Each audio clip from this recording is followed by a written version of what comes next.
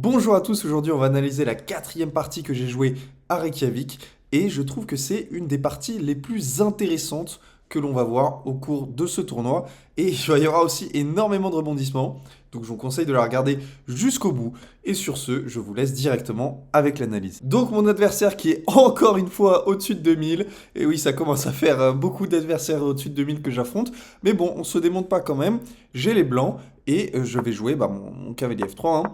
Vous allez le voir, on va rejouer un setup similaire. J'ai déjà joué ça en ronde 2. Et cette fois-ci, mon adversaire qui va mettre donc le fou en F5 et qui va l'enfermer directement avec E6. Et je me dis, bah, je l'aime bien ce fou, je vais essayer d'aller le récupérer.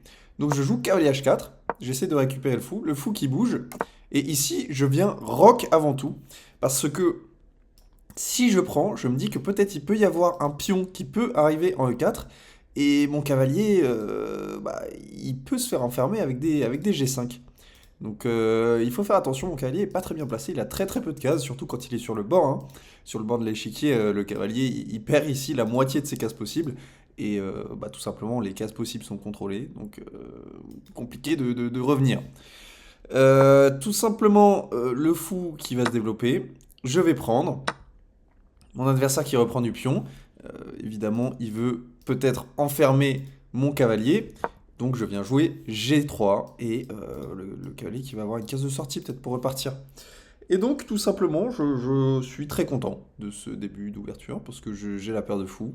Je suis très à l'aise, j'ai rocké tout ça et on va tranquillement développer notre jeu. Et là, mon adversaire joue directement G5. G5, je me dis, ok, bon, je l'avais vu, j'avais anticipé, c'était jouable.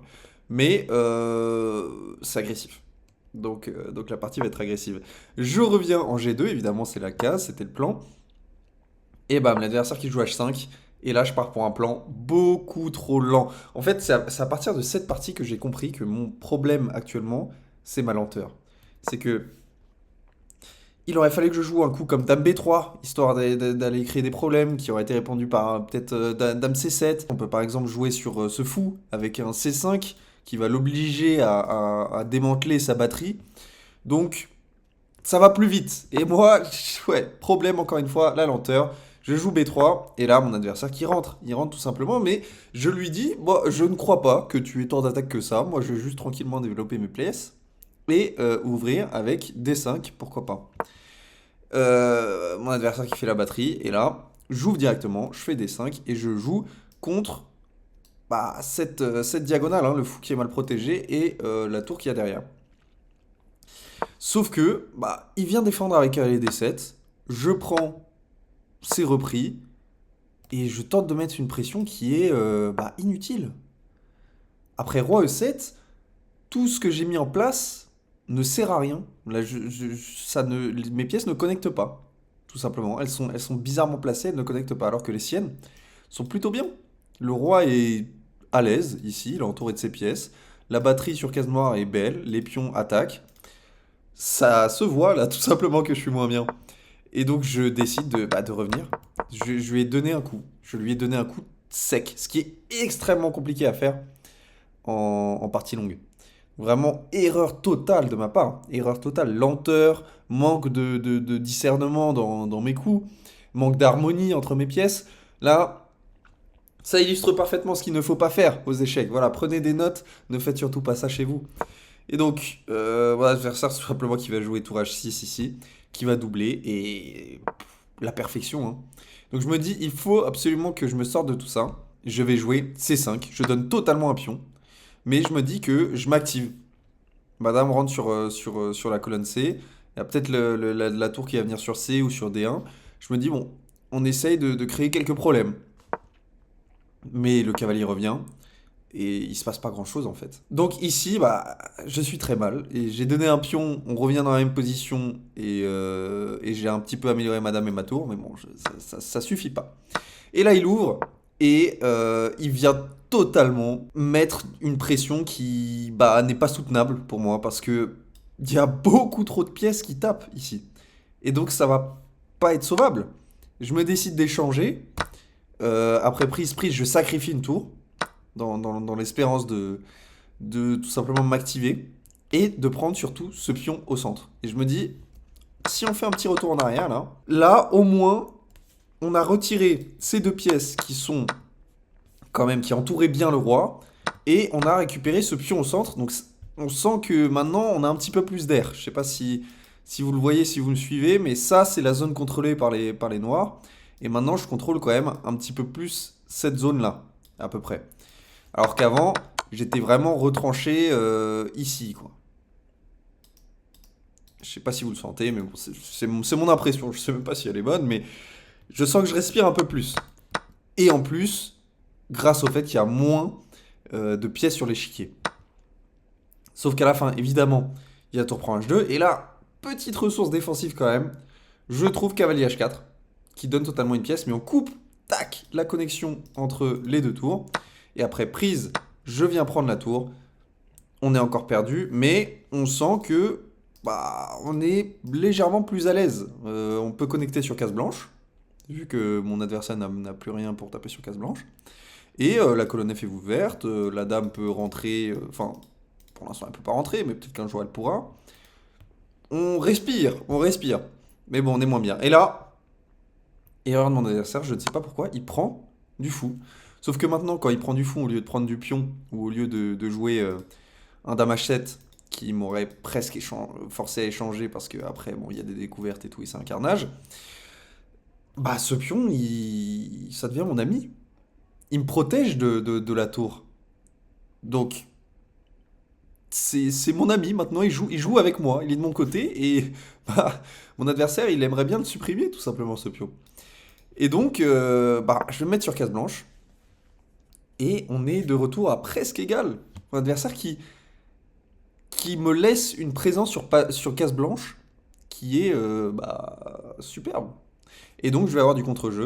Et là, après l'erreur dame e5, je vais trouver toute la ligne exacte, avec tour F1 échec.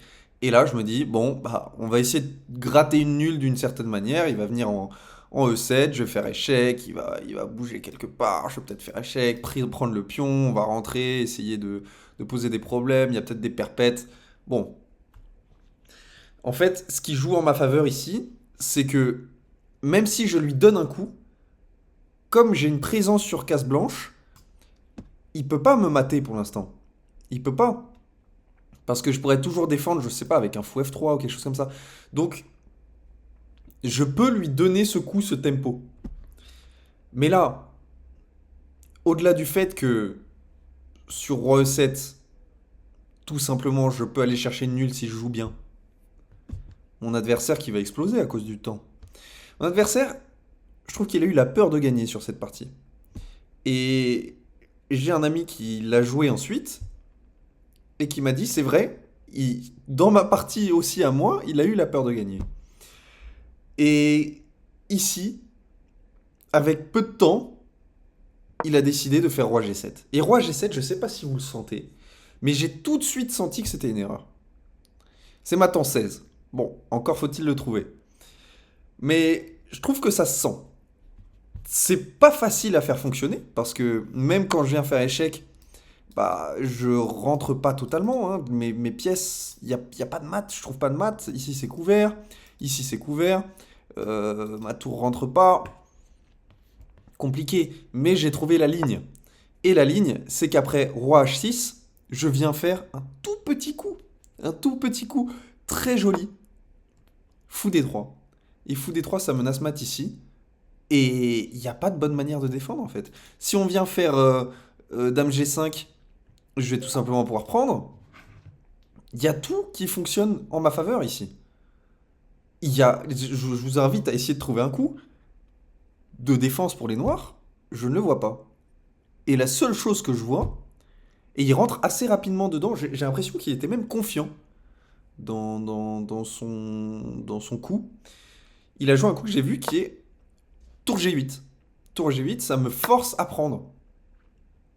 Et je me dis, ok, il veut tour G8, et il veut un échec, et que je sois obligé de venir ici, et il trouve quelque chose que je n'ai moi-même pas vu. Donc j'ai trouvé ça bizarre qu'il ait joué avec tant de confiance. Mais ici, le problème, tout simplement, c'est que maintenant qu'on a enlevé cette tour, lorsqu'il y a échec, je viens faire E4 et on coupe totalement la connexion. La dame ne joue plus en défense maintenant. Elle est plus ici. Le fou ne joue plus en défense. Le roi, il est tout seul. Et donc, je donne le fou. Mais ce pion E4 qui vient protéger l'échec et laisser le fou se faire prendre, il vient aussi couper la connexion ici, qui va être crucial pour faire échec et mat. La dernière ligne, je suis content de ne pas l'avoir ratée parce qu'on a quand même vu que il m'a dominé en termes de puissance d'attaque. Mais il a fait une petite erreur. S'en est suivi une erreur encore plus grande. Souvent c'est le cas d'ailleurs. La première erreur est toujours moins importante que la seconde. C'est-à-dire qu'on baisse un peu sa garde, on se dit ah j'ai raté ça, on baisse sa garde et tac, deuxième erreur qui arrive et qui est encore pire. Donc j'ai pas raté cette opportunité, heureusement. Mais c'était une partie compliquée. C'était une partie très compliquée. Je trouve qu'on voit un petit peu mes faiblesses de vitesse, de développement et de plan de jeu. Mais c'est néanmoins une victoire contre un 2028. Donc je suis très très très content. Et puis on va voir tout simplement comment se passent les prochaines rondes. Merci beaucoup d'avoir vu cette vidéo et je vous dis à très bientôt.